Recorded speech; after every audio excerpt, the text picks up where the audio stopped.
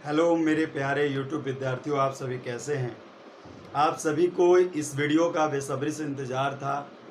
देखिए, मैं एक तरह से आपसे विनम्र पूर्वक कहना चाहता हूं, सबसे पहले इस वीडियो को शुरू करने से पहले, कि आप जितने भी लोग कमेंट्स करते हैं, कृपया कर मर्यादा का ध्यान रखें। मैंने पिछले कई दिनों से भी आपको वार्न किया है कई टाइम में, लेकिन मैं देख रहा हूं कि आपके जो कमेंट्स की मर्यादा है उसका उल्लंघन होता दिख रहा है।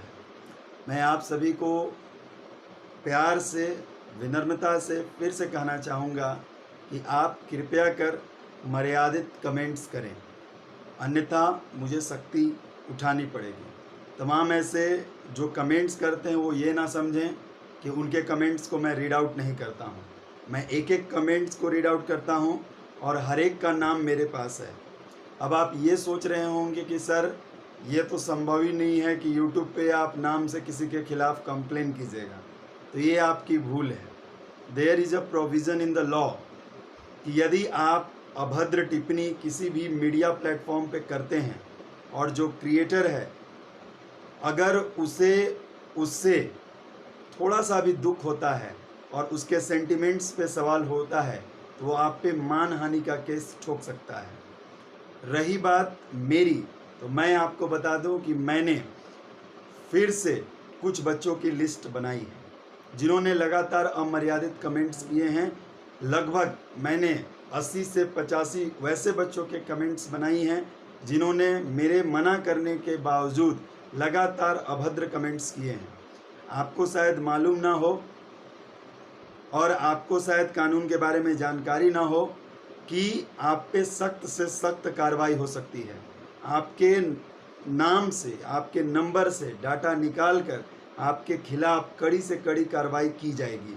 मैं आपको फिर से वार्न कर रहा हूं कि एक भी कमेंट्स अगर अमर्यादित आया तो मैं किसी को भी नहीं बख्शूंगा, किसी को भी नहीं बख्शूंगा। ठीक है, तो ये आपके लिए एक छोटा सा थ्रेट था और आप इसे मजाक में मत लीजिएगा, क्योंकि जो परीक्षार्थी होंगे उन्हें तो भारी नुकसान झेलना ही पड़ेगा और जो परीक्षार्थी नहीं होंगे उन्हें पर्सनली 10 दिनों के अंदर उनको एक लीगल नोटिस भेजा जाएगा। आप क्या इसे मजाक बना कर रखे हो? आदमी आदमी आदमी बनने की कोशिश करो, नहीं तो मेरे पास कई तरीके हैं। मैं आपको विनम्रता से बोल रहा हूँ। खैर, मैं इन चीज़ों को छोड़ता हूँ और आज की सबसे बड़ी न्यूज़, 14 जून की सबसे बड़ी खबर। आखिर ऐसी क्या खबर है जिसने मुझे विवश कर दिया एक ऐसे कम्युनिटी पे इस तरह के मैसेजिंग सेक्शन डालने का? मैंने जब मैसेजिंग वीडियो डाला था तो उसमें आपको बताया था कि मैं एक ऐसी खबर ला रहा हूं जो आपके होश उड़ा देगी, आपके पैरों तले ज़मीन खिसका देगी, जो खबर आपकी सोच से परे है। आप में से तमाम विद्यार्थियों ने वैकेंसी मर्जिंग को बताया कि सर शायद ये चीज़ आप बताने वाले हैं। जी नहीं, वैकेंसी मर्जिंग तो एक मिनिस्ट्री ऑफ रेलवे का प्रपोजल आया हुआ है, वो कन्फर्मेटरी नहीं है। It's just only A proposal, जिसमें ग्रुप सी और ग्रुप डी जैसे पोस्ट को मर्ज करने की बात कही गई है।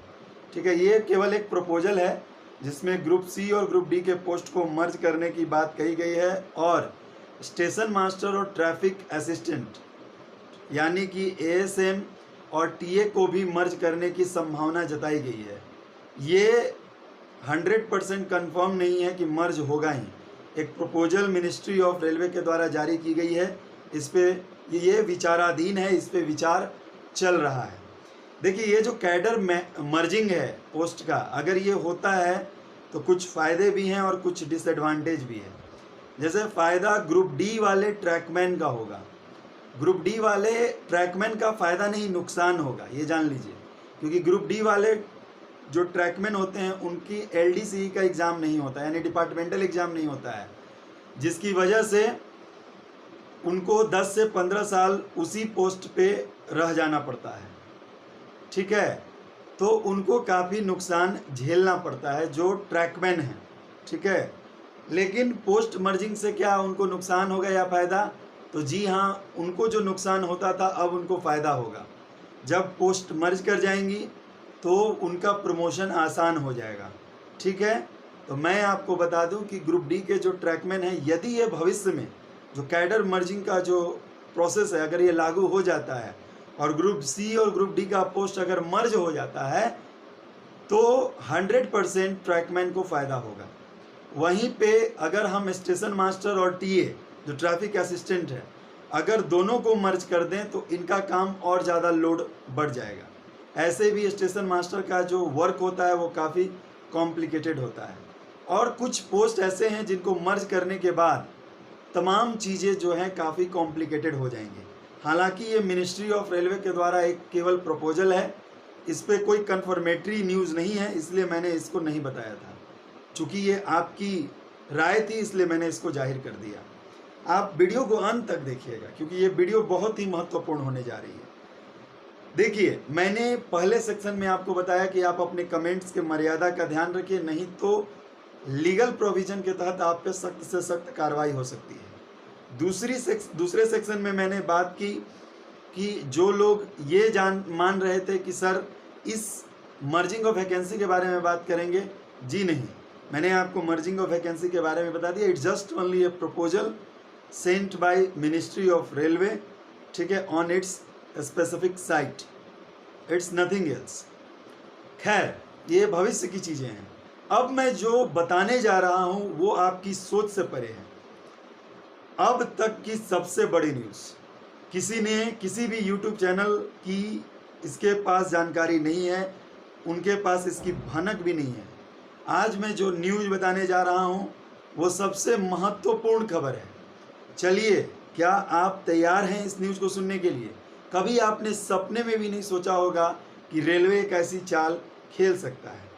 मैंने बहुत मेहनत करके, बहुत मशक्क़त करके, बहुत ही अंदर से एक खबर निकाली है और उस खबर में ये पता लगा है, बता दूं, ये पता लगा है कि लगभग जितने भी परीक्षार्थी जिन्होंने एनटीपीसी का फॉर्म भरा है, लगभग 1 करोड़ से ऊपर परीक्षार्थी जिन्होंने एनटीपीसी का फॉर्म भरा था, रेलवे की एक चाल है, रेलवे की एक साजिश है कि उसमें से 45 से 50 लाख परीक्षार्थियों के आवेदन रद्द कर दिए जाएंगे।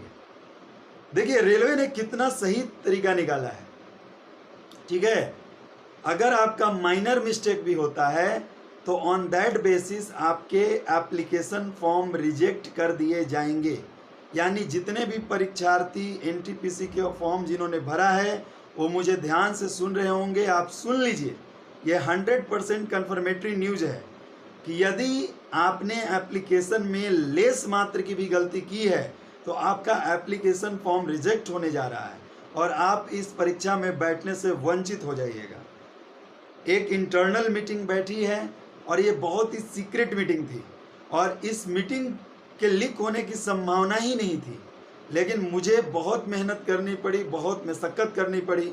चूँकि आपको कोई भी परेशानी ना झेलनी पड़े, मैं आपको पहले बता देता हूँ कि जब आपका एप्लीकेशन स्टेटस आएगा उसमें से आप देखिएगा कि लगभग 50% विद्यार्थियों का फॉर्म रिजेक्ट हो जाएगा। अगर आपका लेस मात्र भी गलती है जो इग्नोरेबल है उसको भी नहीं बख्शा जाएगा। रेलवे की एक चाल है, रेलवे ने एक चाल खेली है, यानी उसकी ये चाल है कि 45 से 50 लाख परीक्षार्थियों के आवेदन को उसे रद्द करना है और ये उसके लिए सबसे आसान काम है।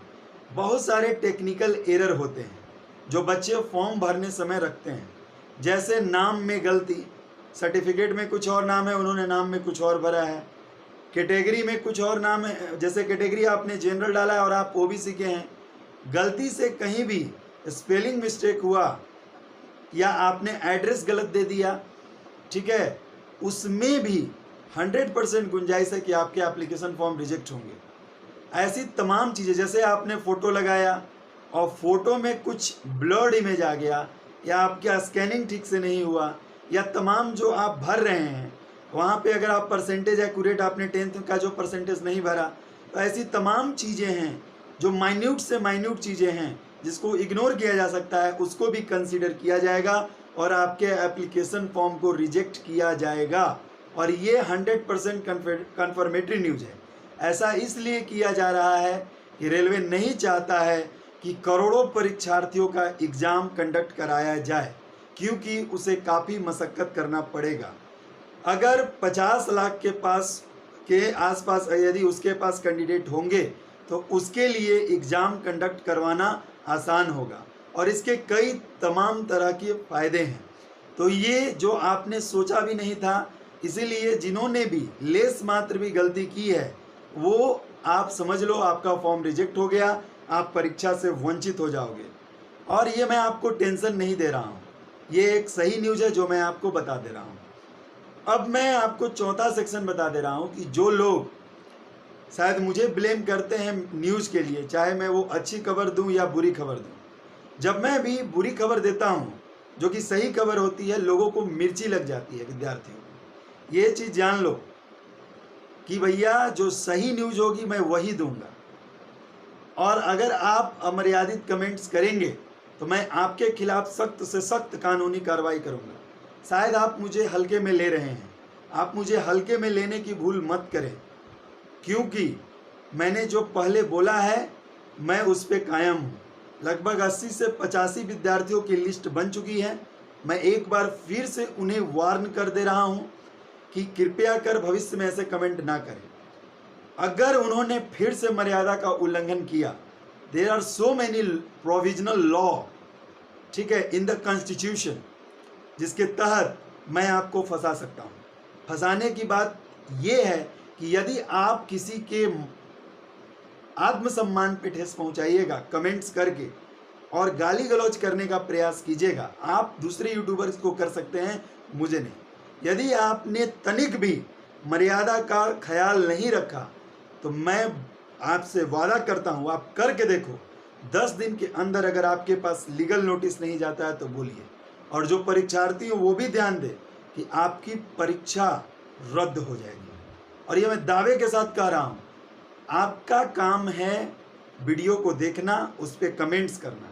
यदि आप राय से सहमत हैं तो ठीक है, नहीं सहमत हैं तो आप नहीं सहमत रहिए।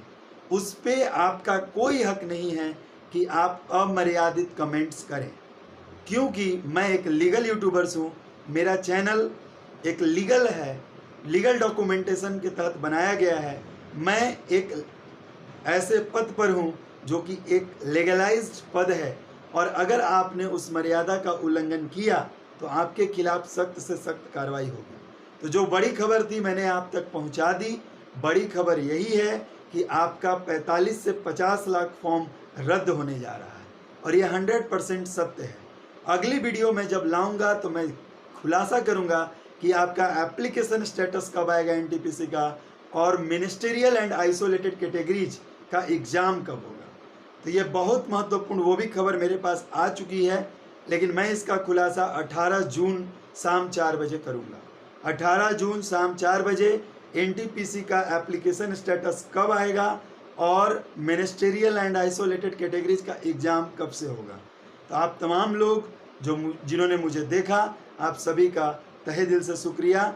आप ज़्यादा से ज़्यादा चैनल को सब्सक्राइब करें ताकि आप ज़्यादा से ज़्यादा मुझसे कनेक्टेड हों, ज़्यादा से ज़्यादा शेयर करें, ज़्यादा से ज़्यादा लोगों को प्रेरित करें ताकि लोग सही न्यूज़ तक पहुंच पाएँ।